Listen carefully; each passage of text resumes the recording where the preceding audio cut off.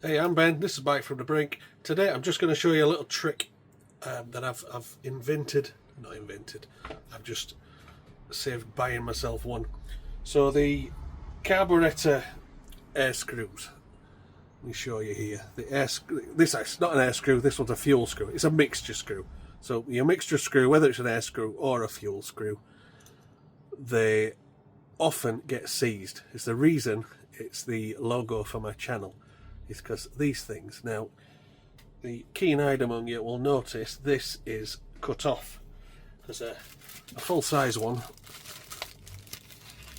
There we go. A full-size one has got a really fine, thin tip on it, like that.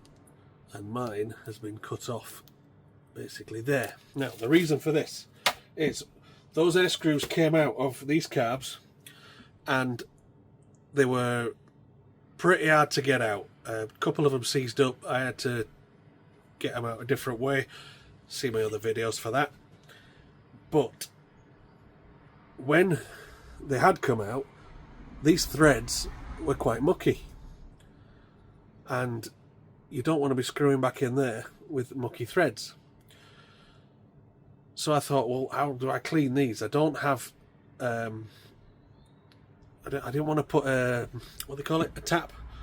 I didn't want to put a tap down it because it's aluminium, it's delicate, and also I didn't have a tap that's M5 and 0.5mm thread pitch.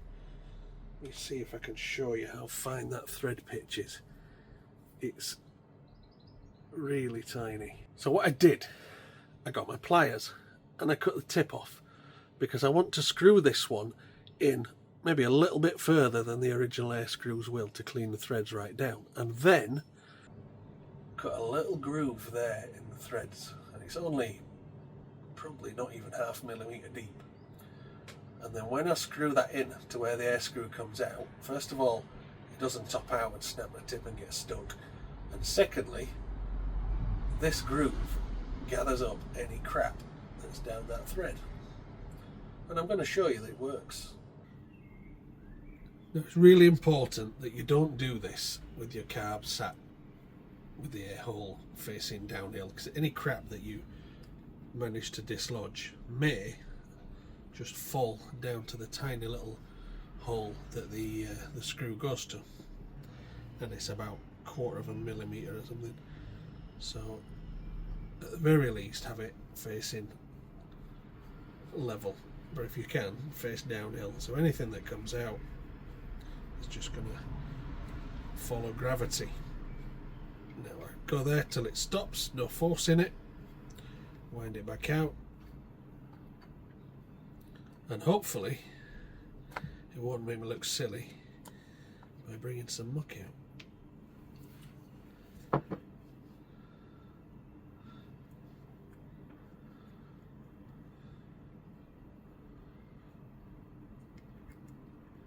Oh, nice. So again, I still don't want that to tip the other way yet, but it's getting close here, and you can see, if we focus, the crap that it's pulled out the thread there and stored it just in that slot that I cut.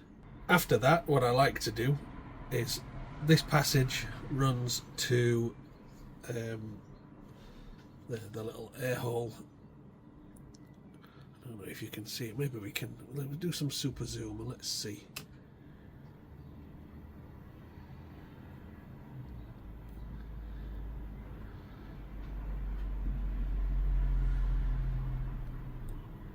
Now this passage runs to that tiny hole there.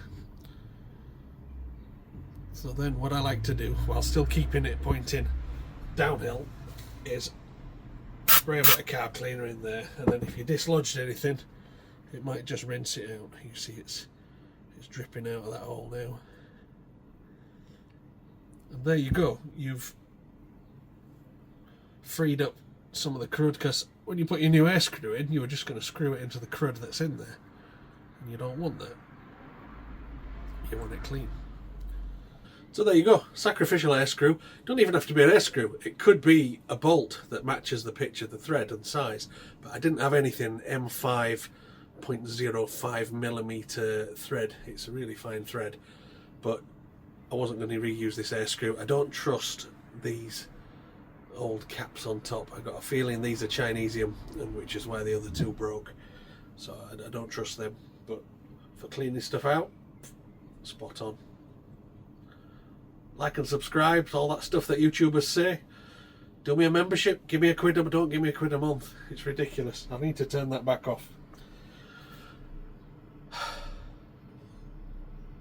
think that's it. I think I'm done. You can just sit there and look at my pretty face. Click the channel, click a video. I'm going to have to edit that now, aren't I?